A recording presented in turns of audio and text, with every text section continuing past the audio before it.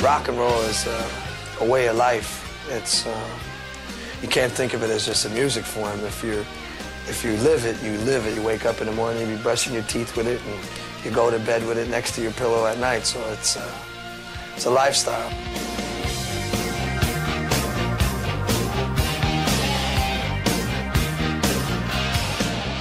Sometimes you can have a band that sort of, for a lot of fans, gets locked in the one time period of their career.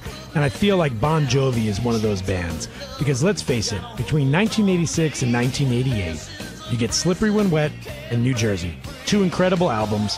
Songs like You Give Love a Bad Name, Living on a Prayer, Wanted Dead or Alive, Bad Medicine. Just huge hits, and very much locked into the kind of vibe at the time of hair metal, right? They were sort of a metal band. You know, Richie Sambora played with this really aggressive guitar sound, and John Bon Jovi was singing with this voice that could have been in a metal band if it wasn't so bluesy. And they get locked into that look, that style they had, the long hair and the jackets and scarves and all these things. But the key to Bon Jovi is they continued to be an incredible band because at the center of what they were about were great songs. That's why when you hear Richie Sambora and John Bon Jovi do an acoustic version of Wanted Dead or Alive in a totally different sound than the original, it still works. It still sounds like a great song, because it is. They were out there touring the world for years, playing for massive audiences, and even coming into areas that sounded more like country or sounded more like, you know, other styles. They were able to keep the center of what they were all about. And that ability to be great musicians and kind of outlive that first initial flash of success that you had, that's really something pretty amazing. And at the same time, those songs from the 80s still hold their own with some of the best songs of rock and roll.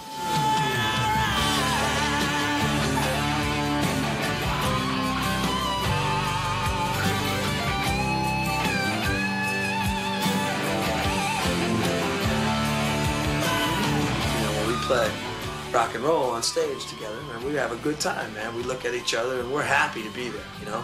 We're happy to play with each other. Bon Jovi's a family, and it's like your brothers, you know?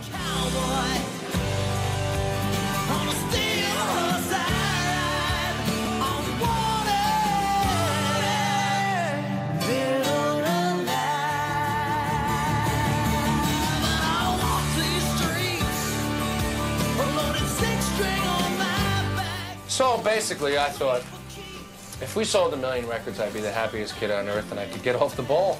It's been a dream come true. Now, 12 million records, that's pretty amazing. Well, actually, we only sold 2 million records, and my mom bought 10 million records, so. And I rock them all, 'cause I'm a cowboy on a steel horse. You were there when they said that Bon Jovi wasn't going to happen. You were there when they said that we were a fluke. You kept coming back for more and telling the critics and all the authority, whoever they are out there, no. So to our fans, thank you.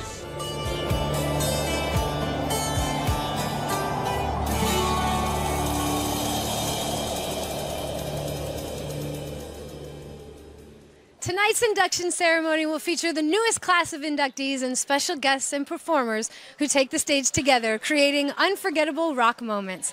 Fans watching will have the chance to share the night too on May 5th, 8 p.m. Eastern and Pacific on HBO. Check out this trailer to see who's going to be a part of the biggest rock night. Celebrate power, passion, and soul as music's elite gather to honor rock's royalty.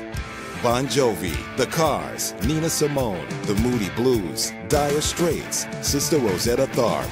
The 2018 Rock and Roll Hall of Fame induction ceremony with appearances by Howard Stern, Mary J. Blige, Ms. Lauryn Hill, Brandon Flowers, Ann Wilson, Stevie Van Zandt, Brittany Howard, Andra Day, The Roots, Paul Schaefer.